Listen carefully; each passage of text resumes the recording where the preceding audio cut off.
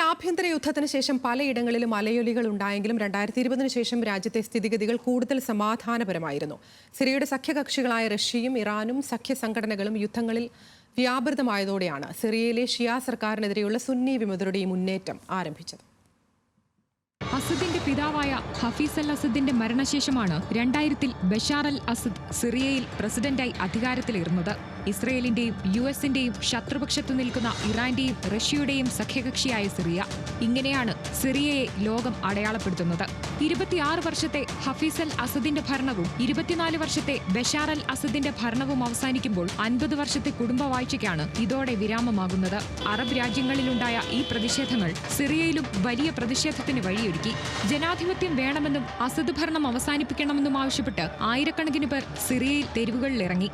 ആഭ്യന്തര യുദ്ധത്തിന്റെ കാലയളവിൽ അസദ് രാസായുധ പ്രയോഗം നടത്തിയെന്നുവരെ ആരോപണമുയർന്നു.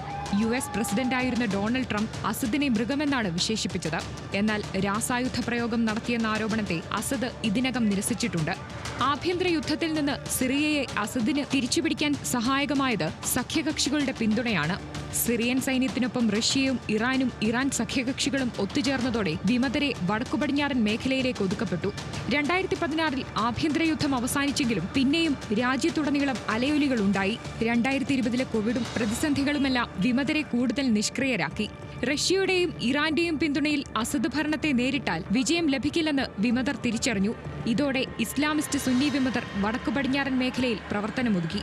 എന്നാൽ 2022-ൽ റഷ്യ യുക്രൈനിൽ ആരംഭിച്ച യുദ്ധവും 2023-ൽ ഇസ്രയേൽ ഗാസ യുദ്ധവും ഉടലെടുത്തതോടെ വിമതരുടെ ആത്മവിശ്വാസം കൂടി. റഷ്യയും ഹെസ്ബോളയും ഇറാനുമെല്ലാം യുദ്ധത്തിൽ സജീവമായതോടെ സിറിയയിൽ വിമതർ നീക്കം തുടങ്ങി. അലേപ്പോ, ഹമ, ഹംസ് തുടങ്ങിയ സിറിയൻ നഗരങ്ങൾ കീഴടക്കി വളരെ പെട്ടെന്ന് തന്നെ ഡമാസ്കസ് നഗരം കീഴടക്കാൻ വിമതർക്കായി.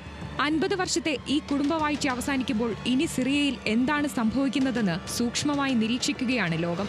International desk, news Malayalam.